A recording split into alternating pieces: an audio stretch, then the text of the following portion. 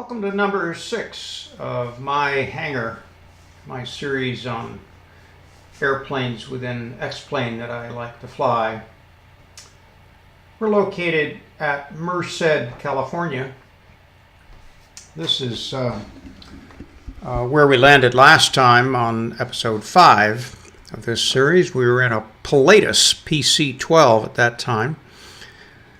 And that was a single turboprop, beautiful aircraft, pretty expensive, but it's really a passenger aircraft. This is also a single turboprop, not quite as big, also not quite as expensive. This is the Epic E-1000. It's made in Bend, Oregon, and you can pick one up for about $3.5 million, or used, of course, for less than that. And it's a beautiful aircraft, and it's bloody fast. It'll cruise easily at 280, maybe even 300. You can reach 15,000 feet in this thing in 15 minutes. It really, if you ever want an airplane that goes like a bat out of hell, this is it. So we are about to get going. We're going to take a little flight in this thing down to KFAT. KFAT is Fresno. I love that acronym KFAT because it reminds me of my favorite country western radio station based out of Guilford, California, when I used to live there. But this isn't a radio station. We're heading toward Fresno.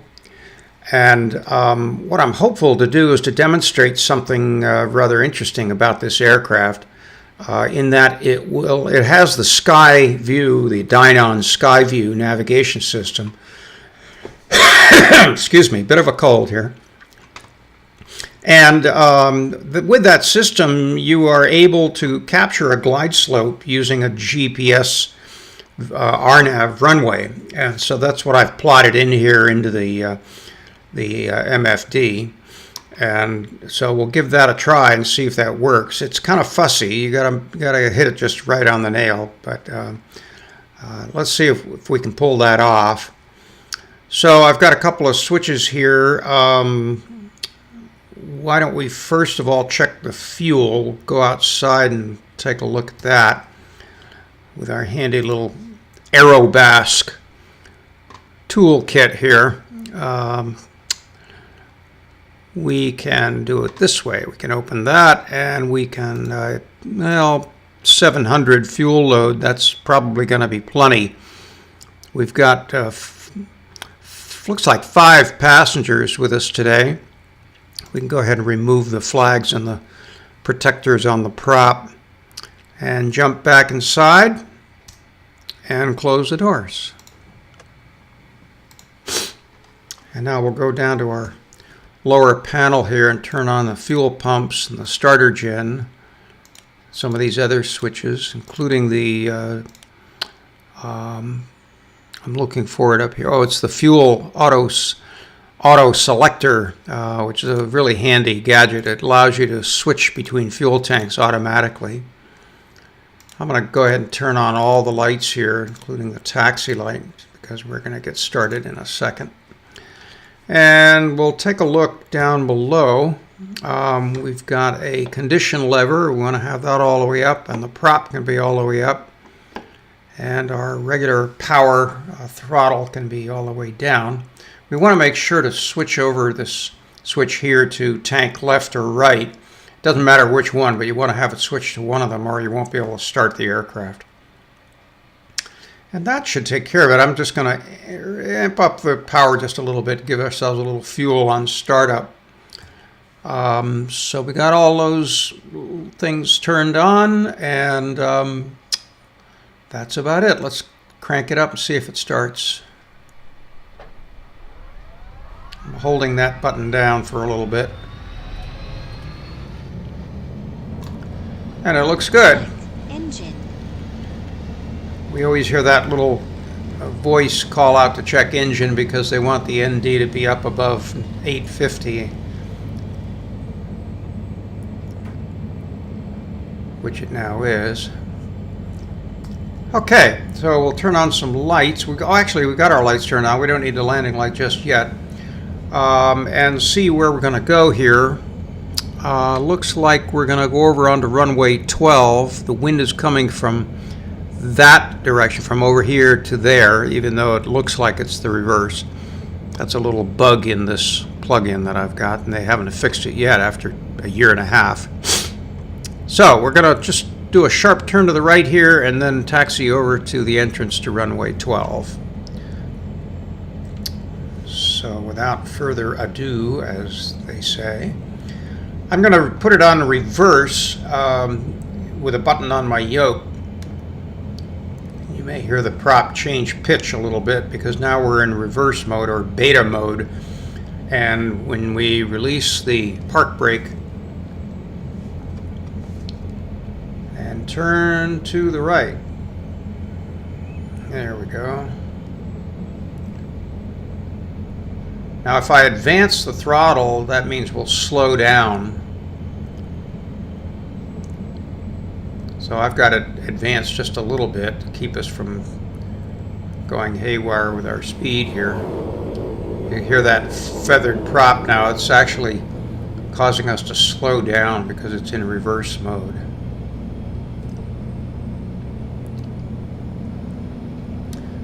The turboprop on this aircraft, speaking of turboprops, look what we've got right here. There's a Pilatus sitting there. That looks like a generic one from XPlane.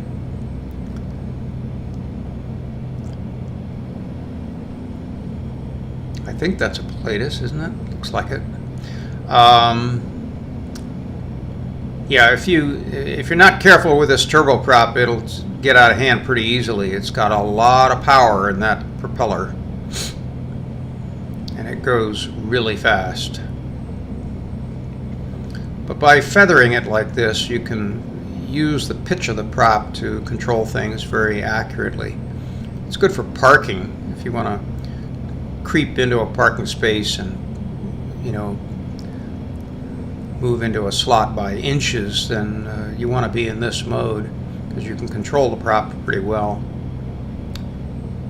You'll see here now I'll advance it and we'll slow down as we reach this corner down the end of the runway. IKEA. That's interesting. Need any low-cost lamps or furniture? There you go.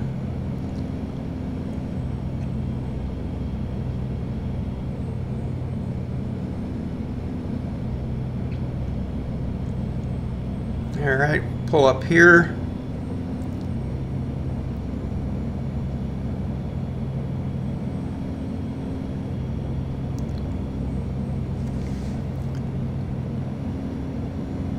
And put some brakes on. And now we can turn the prop back over to forward mode. Go ahead and put on the landing lights, and let's put down a notch of flaps. And that should be just about it. Now what I am going to do is open up our flight guide or flight management control window here. Turn on the yaw damper and the flight director. I'll put it on nav mode. We've got our altitude set at 3,000. We're going to fly that for just a little while and then come back down to 2,000 because we got a waypoint as we approach this runway 11 right at Fresno. We want to be down at 2,000 feet in order to pick up the glide slope. So we've got that set at 3. We'll put it on VS. I've got the climb figure set at 800 feet. And let's just get going. We'll let the park brake go. ATC has told us that we can go out here and take off anytime we want. There's nobody around. No, I'm just kidding. But they've given us the go-ahead to taxi out here and be on our way. I'm going to do this takeoff very slowly because this thing has a tendency to just go right out of your hands real quick.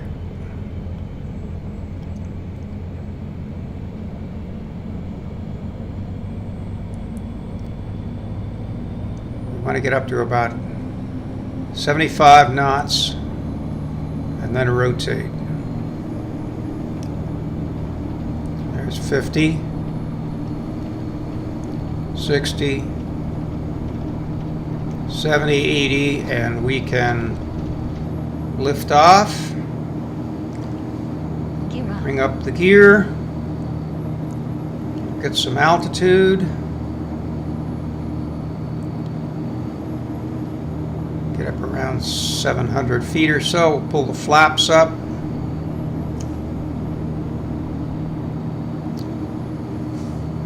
And then since we're almost on the route anyway, we can go ahead and switch over to autopilot. And set it on VS mode, which will allow us to keep climbing. Watch that speed bug as this thing just really wants to take off and fly and wants to climb.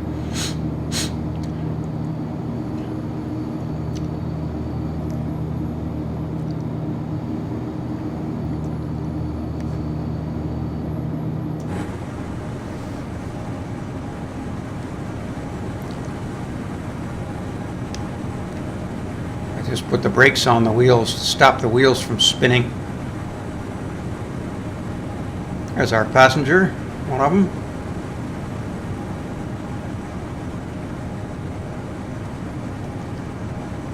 Pilot and co-pilot. Sleek little airplane. The Epic E-1000. All right. Coming through 2,000 feet, we'll get a tone indicating 1,000 feet to go. Approaching altitude. Actually, I'll tell you what, we don't really need to climb to 3,000. We just keep it at 2. So, if I just hit the altitude button here, excuse me, that'll keep us around 2,100 feet. Which is fine. Then we can eventually lower that or just leave it there. We should be in good shape for capturing our glide slope later on. When we get to, I'll show you on the flight plan what we're looking for. It's Wozen is the waypoint that we're aiming toward. Capturing the glide slope. That's where we start heading straight into the runway. Wozen. So we got a little ways to go. All right, let's go down and turn the landing lights off.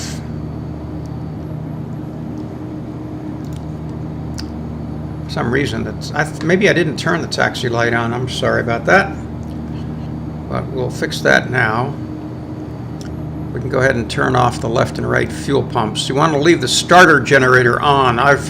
In the past, I've turned that off thinking that wasn't necessary, and all of a sudden flying along and the engine conks out. So you want to keep the starter gen operating during the flight.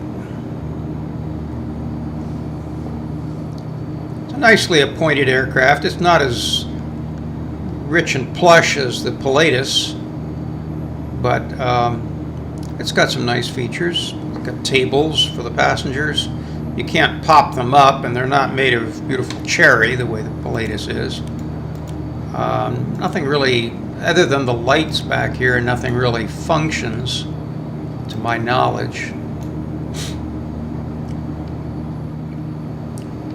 But it's not bad. Aerobask always does a nice job with detailing. You can see the detailing of the leather seats here. Pretty cool.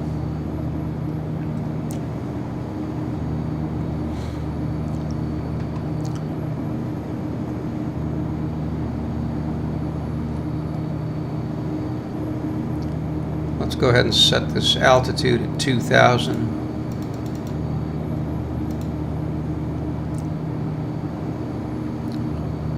And we are right now cooking along at 271. And that's why you see our altitude climbing up, because the airplane just wants to climb. So I'm going to downshift by pulling the prop lever back. That lowers the speed of the prop.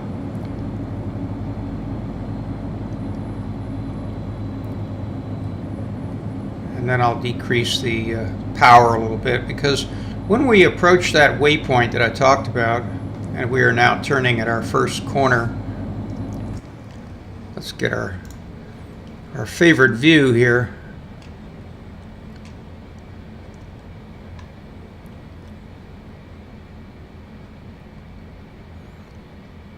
Into the evening sun, Central Valley, California. Kind of a hazy day out there today. Yeah, we want to have the speed down probably in the maybe even 150 range when we approach that waypoint, Wozen, over here, because if we're going too fast, the airplane will just fly right over the glide slope and it won't respond to it. So we'll keep it up around 250 right now, and then as we get into this vicinity, I'll start to slow things down.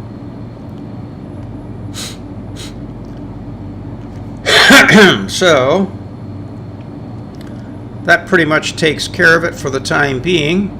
I will bring you back online when things start to get exciting. We'll see if we can land this thing.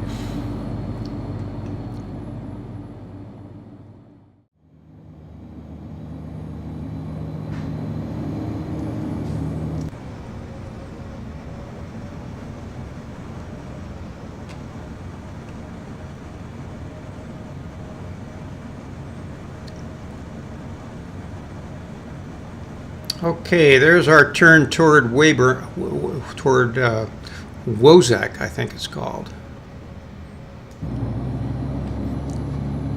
Wozen over here. I'm going to bring our speed down. I've increased the prop, or changed the prop pitch with the prop lever, and we're now biting less air than we were before. See if we can bring our speed down around the 160, 150 mark. As we approach this turn, we've lowered the aircraft down to 2,000, which is the charted altitude of that waypoint. Approaching waypoint. You hear that annunciator talk about switching tanks. That's all done automatically, which is a wonderful feature.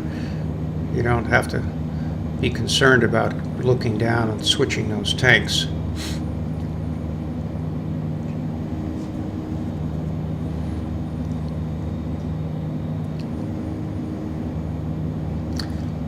All right, we're going to make our turn here at Wozen.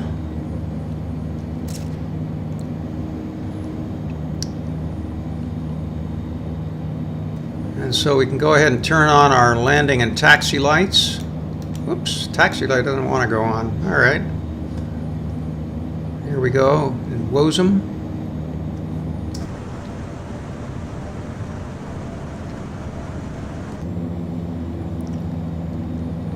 Speed's good, around 155. That's great.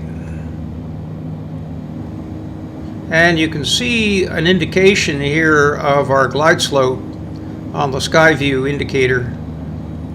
And so I'm going to go ahead and turn on the approach mode, and we'll see if we can capture that glide slope properly today. That's heading into RNAV GPS runway 11 right. There are two runways here, and it can be confusing as to which you want to be on. We want to be on the right one.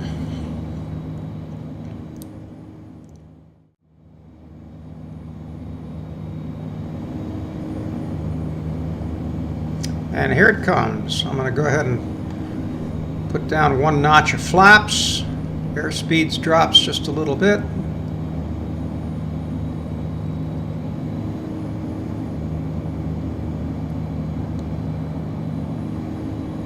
And it did not capture it. Interesting. Look at that.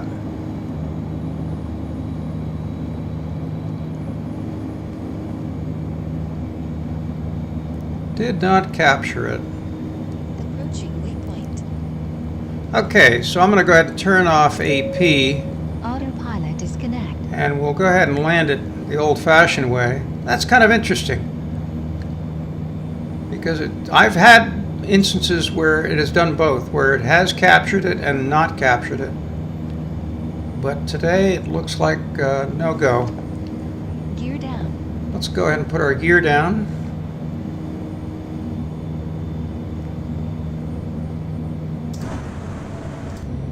All right.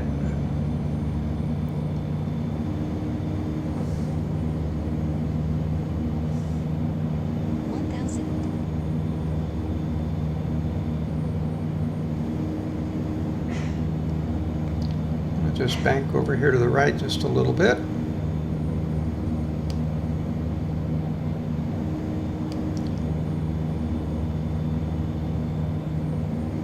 Looking good.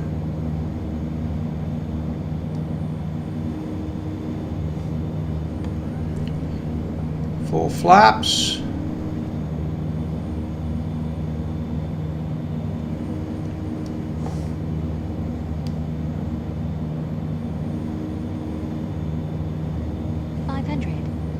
A little bit of a side wind today. 400. So we'll probably want to dip the left wing a little bit just as we come in. We've got about, I don't know how many knots that is, maybe 3 knots of side wind.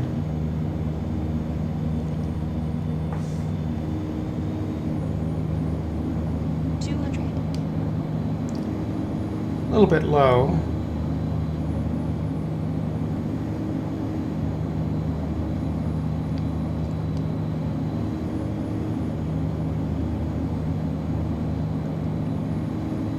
And there we go.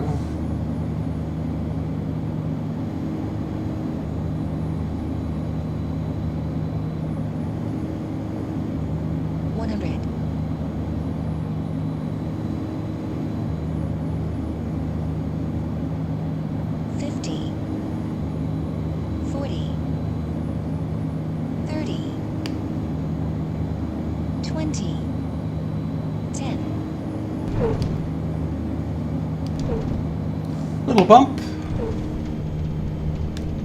Reverse.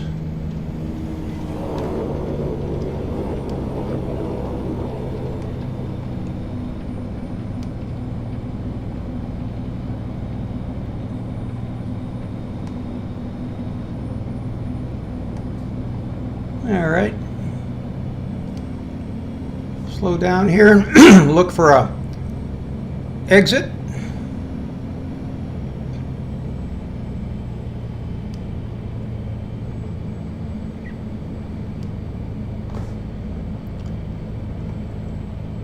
I think this will do.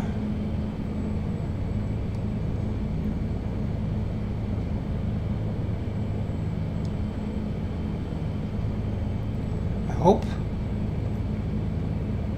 I'm not sure that was an exit. All right, let's let's go over here. Ah, there's an exit. All right. Well, caught in the grass. Kind of hard to see at this hour.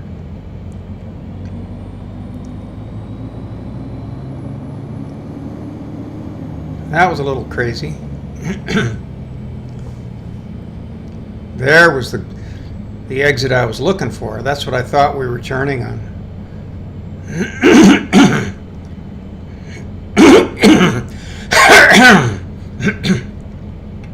I apologize for all the hacking. I've had a cold for a few days. And having a nasty effect. All right, let's turn around over here. I'm going to go over behind these guys.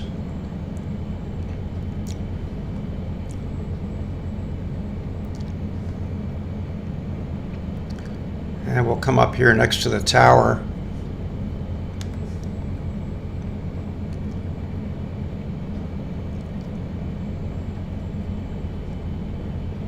And we'll park up here right behind a couple of other aircraft.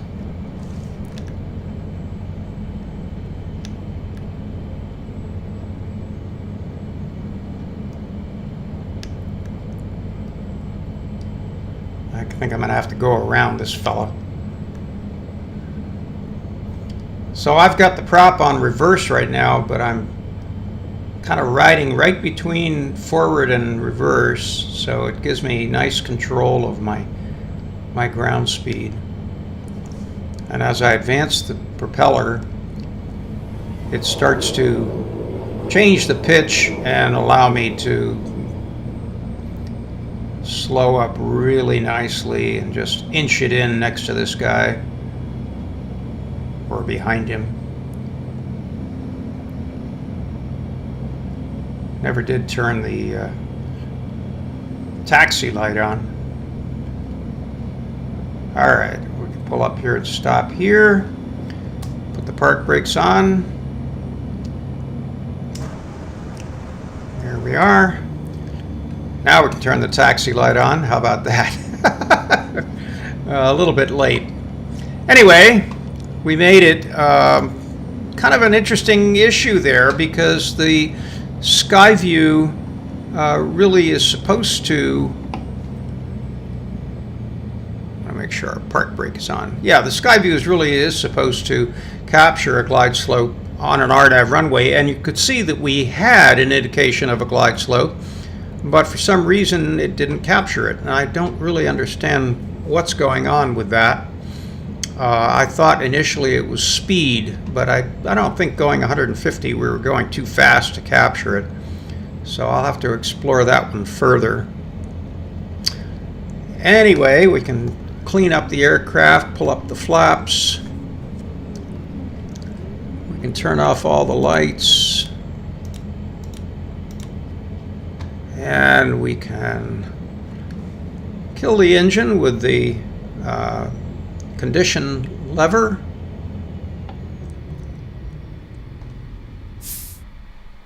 Shut down all our other equipment.